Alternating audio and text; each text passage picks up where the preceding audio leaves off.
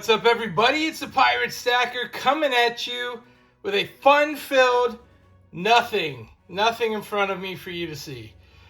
Just kidding. I do have stuff for you to see. I don't know why I didn't slide it out here. But let me tell you what we're talking about today. Today, we're talking about the historic silver and gold ratio. Yes, people talk about it here and there. And we talk about riding the ratios when things get right, trading up your silver for gold and vice versa. What I want to talk about is the real undervaluing of silver in the world today and why. So let's jump back a little bit of history. Before I do that, let me show you what I got. It is May 1st. I have my 2 ounces of silver. Yes. Another great deal from my guys at Golden State Mint. These were not much over spot. They were a set price. They were the deal of the week. So good deal. They're like $28 a piece. Silver pennies. And if I'm getting silver pennies, I got to get copper pennies, right? Because they look cool.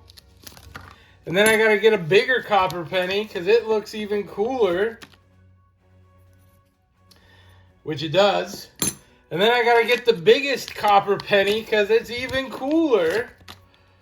Which it is, 5 ounces. Boom. Man, they're just cool, right? And then of course we went ahead and grabbed us I gotta cut it. I got a tube. And these were $1.19 a piece. Great price. $1.19 a piece, any quantity. Which that's the deal there. If you can get them for each and not have to buy 500 of them for that price, well, that's fantastic, right? And those will be in the stack, and I am thrilled to have them. Let's talk ratios. Let's go back. This is going to be a terrible video if you're watching it right now. You're like, what is that?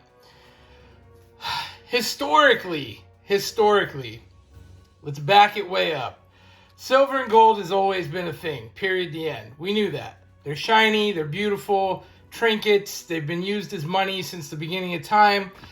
So if we go clear back to the Egyptian times, the ratio was somewhere like 2 to 1. 1 gold for 2 silver.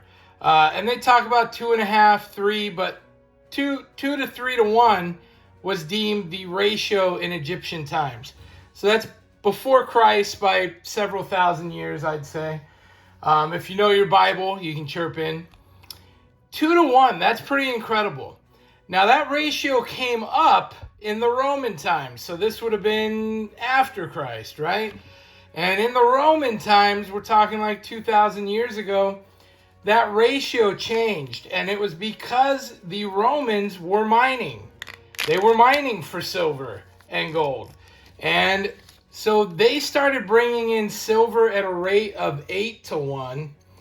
And that's what started to creep up the silver and gold ratio, was the Romans physically mining for it. And so at that point in time, 8 to 1 were still a pretty dang good ratio, right? Now this is all just information I got off the internet. I'm not a super genius. I do get lost in rabbit holes from time to time. But so this is all, oh man, when they sell you an airtight and it doesn't fit. Argh. That's frustrating. I gotta get it out.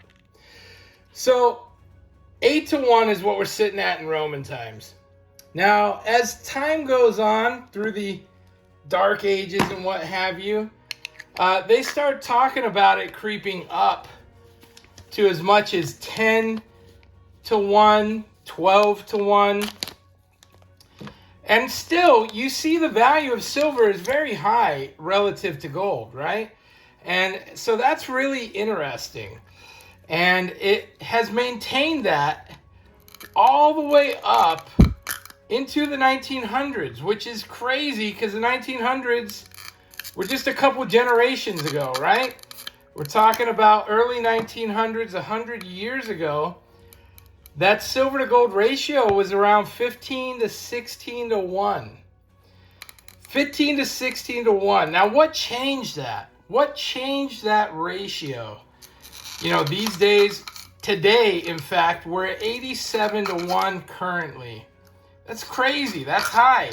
Man, this is the toughest airtight I've ever dealt with.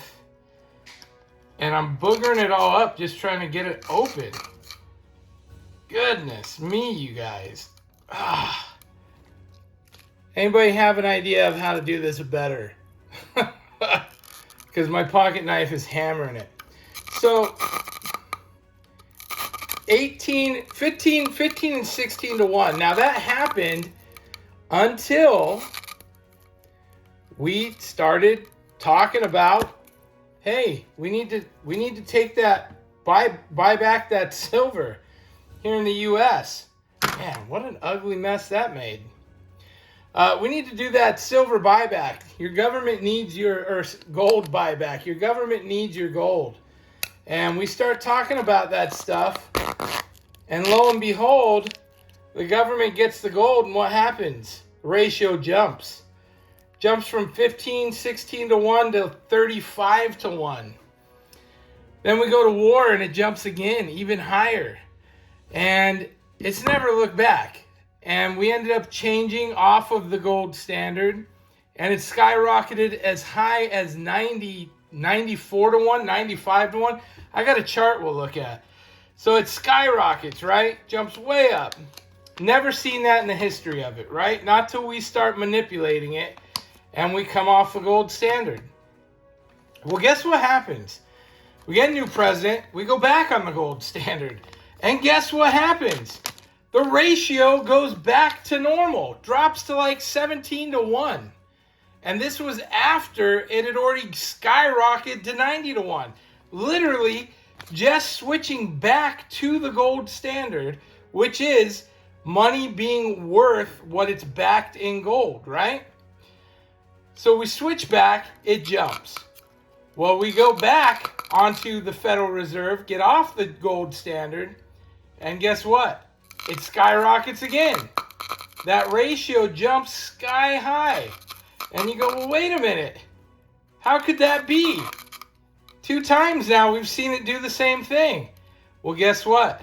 We came back off of the Federal Reserve and went back on the gold standard for a final time in 1970, or I think it might have been 69.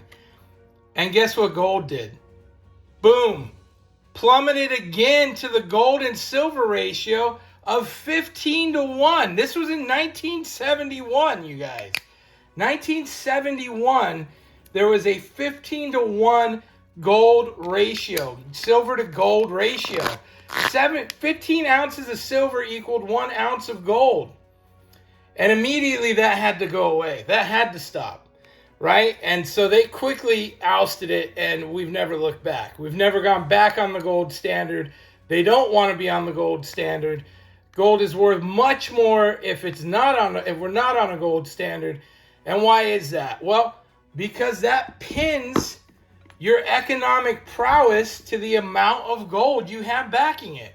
That's why. That's the issue. Well, who doesn't want that? I would like that. Who doesn't want that? The government doesn't want that. Why? Because if you're only as wealthy as the gold you have, what happens to those countries that are mining all the gold? They become super wealthy, not us. And guess who has control over the world? He who has the gold rules the world. So that's the issue. And we, as Americans, as a country, we can never go back. There are countries that want to go back. They want to back with gold. That's what BRICS is all about, and other things. And I'm not saying they're the right countries. I'm just saying they're more right than what we're dealing with. So currently, the power in the world stage is dictated by who has the money. And right now, the money is the U.S. currency. That's the money. Well, it's losing value. It's losing its stronghold to countries that are backing with gold. And there's going to come a point that collapses and changes around. At that point, do we see silver skyrocket?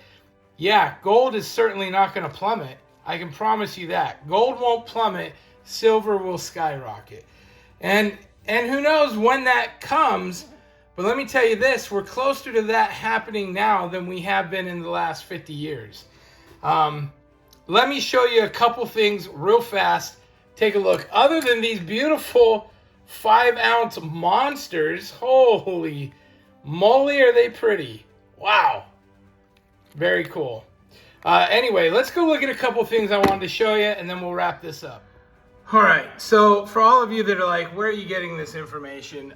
This is just one source, macrotrends.net. This is the 100-year silver to gold ratio, and you can see here, I mean, it is actually pretty mind-blowing to think. We're at 17 to 1, and that would have been 1919. But check this out. We go back on the standard, and now it shot clear up to 97 to 1 silver to gold.